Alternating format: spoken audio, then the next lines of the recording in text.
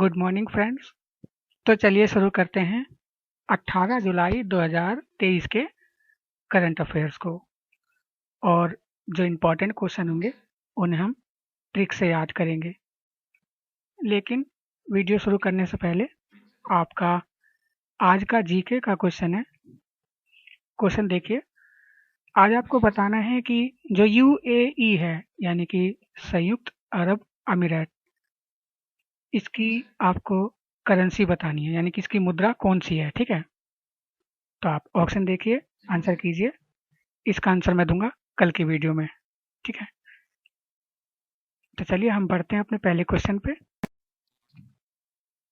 चलिए तो क्वेश्चन बताइए, विश्व बैंक ने दक्षिण एशिया में अपने पहले सड़क सुरक्षा परियोजना, आपको बताना है कि इसकी शुरुआत किस राज्य में की है, किस शहर में की है।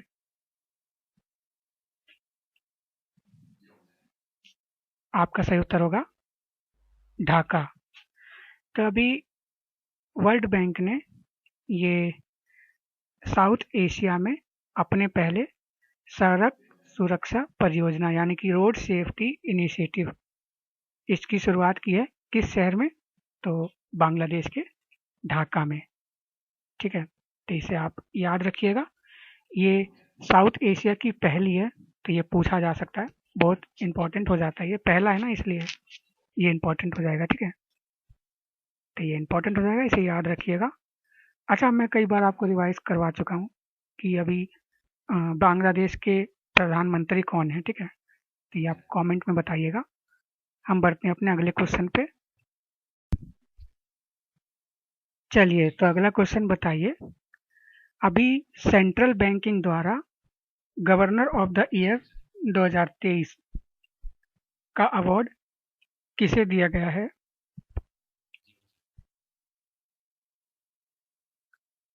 आपका सही उत्तर होगा शक्तिकांत दास, यानी कि ऑप्शन नंबर सी। तो शक्तिकांत दास ये कौन है? ये आरबीआई में हमारे गवर्नर हैं, जिनको अभी लंदन में सेंट्रल बैंकिंग द्वारा गवर्नर ऑफ द ईयर 2023 का अवार्ड दिया गया है।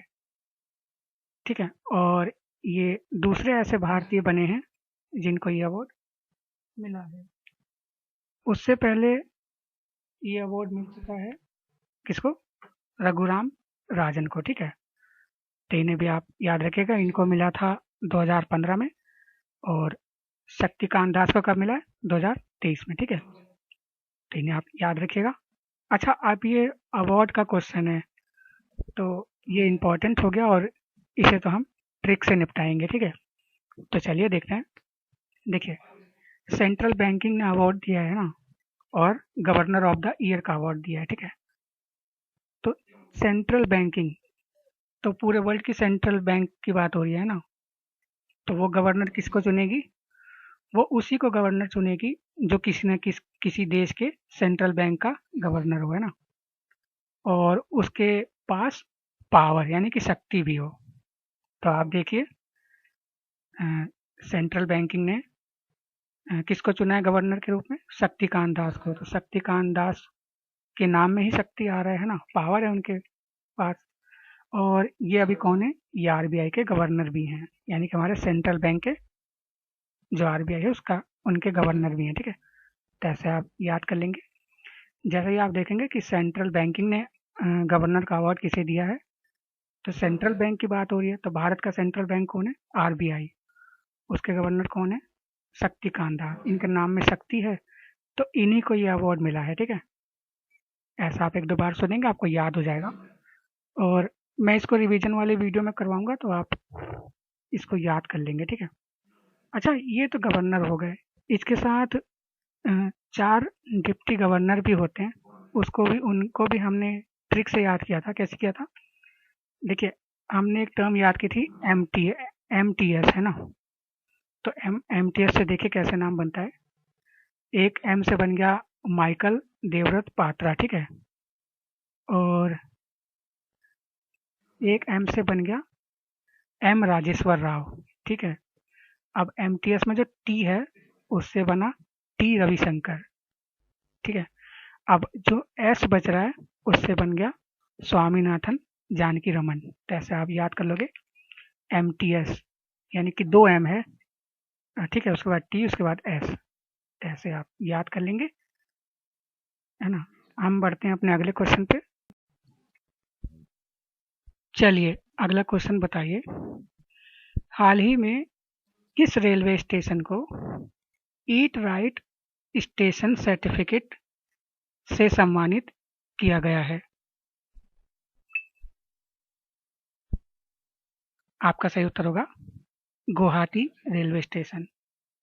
तो गुवाहाटी रेलवे स्टेशन को अभी ये ईट राइट स्टेशन सर्टिफिकेट से सम्मानित किया गया है।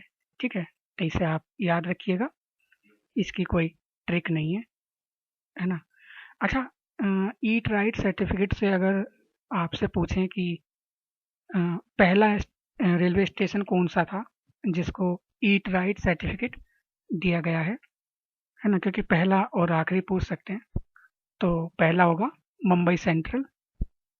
ठीक है, तो इसे आप याद रखिएगा, मुंबई सेंट्रल पहला था जिसको ईट राइट सर्टिफिकेट से सम्मानित किया गया है।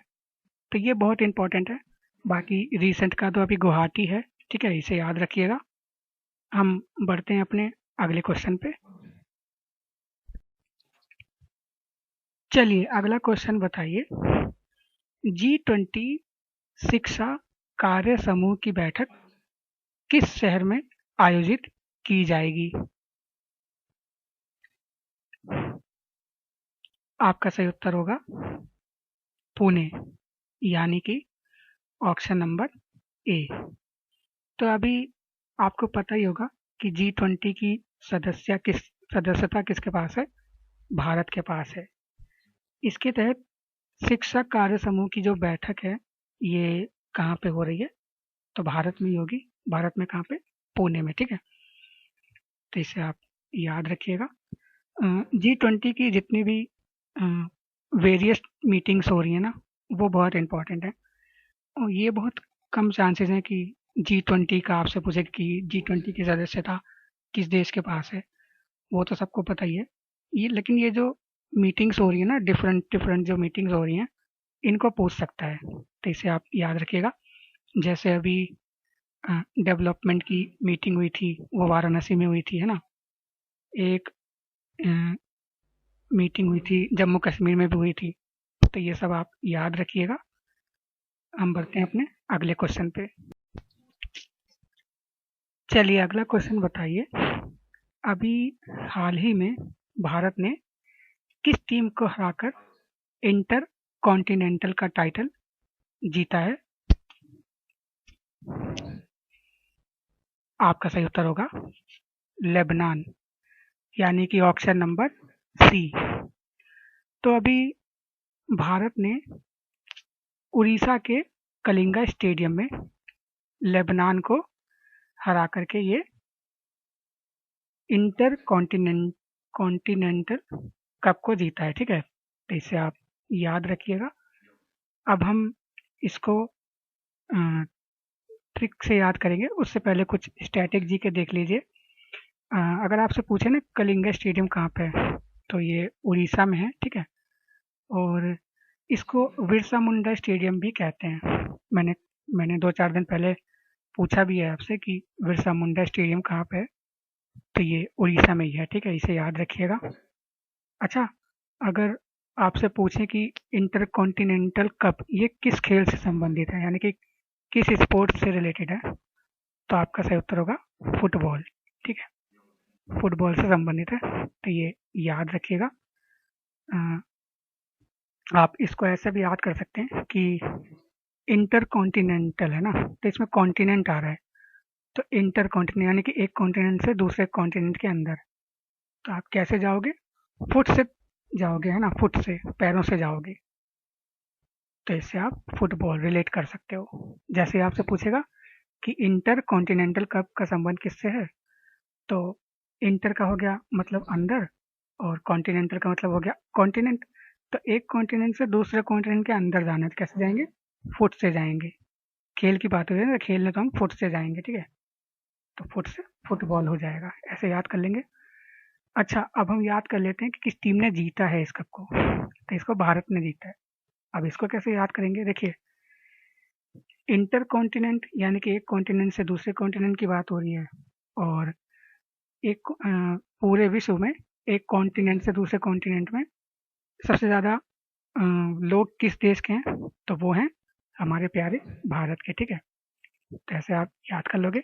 जैसे ही इंटर कॉन्टिनेंटल कप जीतोगे तो विजेता की बात आएगी, तो सबसे ज़्यादा लोग विजय कहाँ कर रहे हैं, किस देश के कर रहे हैं, भारत के, ठीक है। ऐसे आप याद कर लोगे। अच्छा, हराया किसको है, तो लेबनान को हराया है, ठीक है। तो इसे भी देख लेते हैं, अगर आपसे पूछता है किस देश को हराया है, तो लेबनान को हराया है। तो इसको ऐसे याद रखिए कि जब भी आप हार जाते हो, तो जैसे आप अपने दोस्त की किसी टीम में खेल रहे हो, है ना, आपकी वजह से आपका दोस्त हार गया, तो आपका दोस्त आपको क्या बोलता है, लेबे, है ना, लेबे तेरी वजह से हार गया, है ना। तो लेबे से हो गया लेबनान। किसी को दोस्त देते हैं तो ऐसे बोलते हैं ना कि लेबे यार तेरी वजह से हो गया ये काम, तो लेबे मतलब लेबनान, लेबे से हमारा लेबनान बन जाएगा।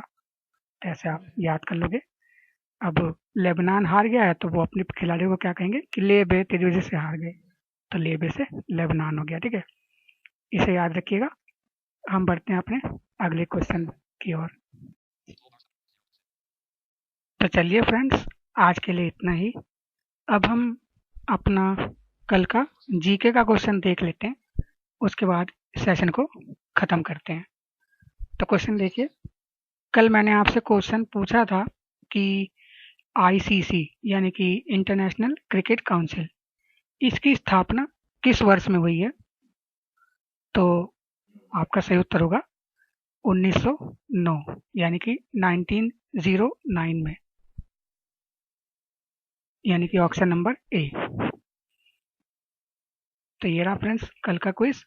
जिन्होंने आंसर दिया है बहुत अच्छी बात है, जिन्होंने नहीं दिया है आप लोग प्लीज़ क्विज को लगाया कीजिए, इससे आप ही को हेल्प होगी, है ना। और ये सब वो क्वेश्चन है जो आ चुके हैं, वही मैं पूछता हूँ, ठीक है। तो चलिए फ्रेंड्स, अब सेशन को ख़त्म करते हैं। वीडियो कैसी लगी आप प्लीज़ बताइएगा। कुछ क्वेश्चन में आज ट्रिक्स नहीं लग पाई हैं, क्योंकि हर क्वेश्चन की ट्रिक्स नहीं बन पाती हैं, है ना, आप भी समझ सकते हैं।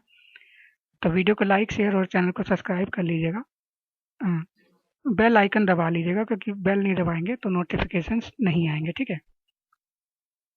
तो चलिए फ्रेंड्स, आपसे भी अगर कोई ट्रिक बनती है तो प्लीज़ कमेंट में टाइप कर दिया कीजिए, ठीक है। अपना इम्पोर्टेंट टाइम मुझे देने के लिए बहुत बहुत धन्यवाद।